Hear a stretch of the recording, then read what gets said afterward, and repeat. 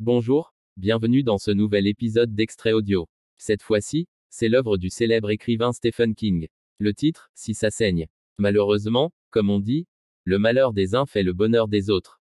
C'est parfois le cas dans le métier du journalisme, si ça saigne, l'info se vend. Avec toujours des scénarios magnifiques, le livre vous plonge dans l'histoire d'un drame qui s'est passé au collège Albert Macready. Suite à l'explosion d'une bombe, une détective nommée Olig Ibn entame son enquête, mais très vite ses soupçons se tournent vers une journaliste. N'oubliez pas, l'audiobook est offert juste en suivant les étapes dans le tuto dans la suite de la vidéo.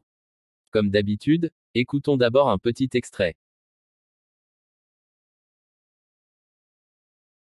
Dans ce cas, il pourrait te remettre ses foutues cartes en main propre. Il n'y avait aucune agressivité dans ses paroles. Papa disait ça pour rire. Monsieur Harrigan et lui s'entendaient très bien. Mon père s'entendait très bien avec tout le monde à Harlow. C'était sans doute ce qui faisait de lui un bon vendeur. Dieu sait que tu passes assez de temps là-bas. Ce serait pas la même chose? Ah bon? Pourquoi? Je ne pouvais pas lui expliquer. J'avais du vocabulaire grâce à tous les livres que je lisais, mais pas l'expérience de la vie. Je savais simplement que j'aimais recevoir ces cartes. Je les attendais avec impatience, comme le ticket de loterie que je grattais toujours avec ma pièce porte-bonheur. Et cette même phrase, de son écriture cursive démodée. Avec les salutations de Monsieur Harrigan. Rétrospectivement, le mot cérémonieux me vient à l'esprit. Comme cette manie qu'avait Monsieur Harrigan de porter une de ses cravates noires et kiki lorsqu'on se rendait en ville, lui et moi, alors qu'il restait surtout assis au volant de sa berline Ford confortable à lire le Financial Times pendant que j'entrais à l'IGA pour acheter tout ce qu'il avait inscrit sur sa liste de courses. Il y avait toujours du hachis de cornet de beef sur cette liste, et 12 œufs. Monsieur Harrigan affirmait qu'un homme pouvait très bien se nourrir exclusivement d'œufs et de hachis de cornet de beef à partir d'un certain âge. Quand je lui demandais quel était cet âge, il répondait 68 ans.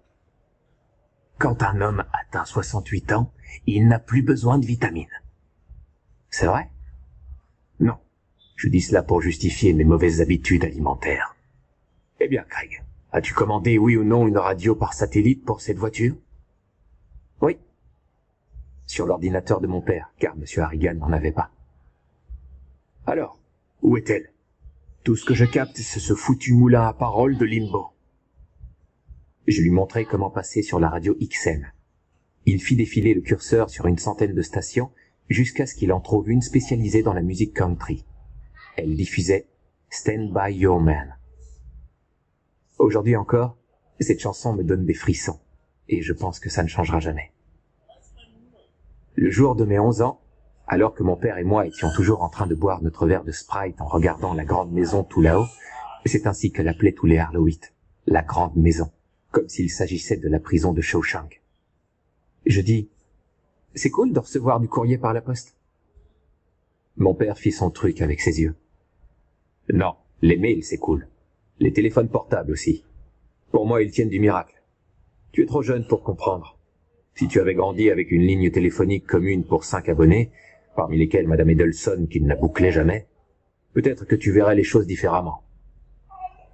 Quand est-ce que je pourrais avoir un téléphone? Je posais souvent cette question cette année-là, et encore plus après la sortie des premiers iPhones. Quand j'estimerai que tu es assez grand. Ben voyons. À mon tour, je levai les yeux au ciel, ce qui le fit rire. Soudain, il redevint sérieux. As-tu une idée de la richesse de John Harrigan? Je haussai les épaules.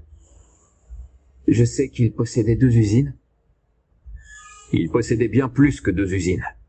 Jusqu'à ce qu'il prenne sa retraite, c'était le grand Manitou d'une société baptisée Oak Enterprises. Elle détenait une compagnie de navigation, des centres commerciaux, une chaîne de cinéma, une entreprise de télécom, et je ne sais quoi encore. Quand on parle du Big Board, Oak Enterprises faisait partie des plus gros. C'est quoi le Big Board? La bourse. Le casino pour les riches. Quand Harrigan a vendu ses parts, l'info n'a pas seulement été publiée dans les pages business du New York Times. Elle a fait la une.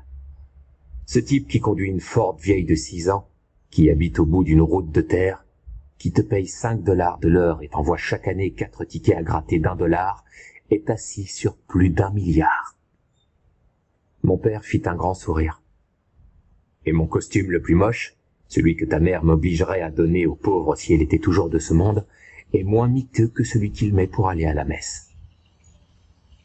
Je trouvais tout ça très intéressant, notamment le fait que M. Harrigan, qui n'avait pas d'ordinateur, ni même un téléviseur, ait possédé autrefois une entreprise de télécom et une chaîne de cinéma. J'aurais parié qu'il n'allait jamais au ciné. Il était ce que mon père appelait un luddite, c'est-à-dire, entre autres choses, quelqu'un qui détestait les gadgets. La radio par satellite constituait une exception parce qu'il aimait la musique country et il ne supportait pas les pubs qu'il passait sur Woxo, la seule radio country que son autoradio parvenait à capter.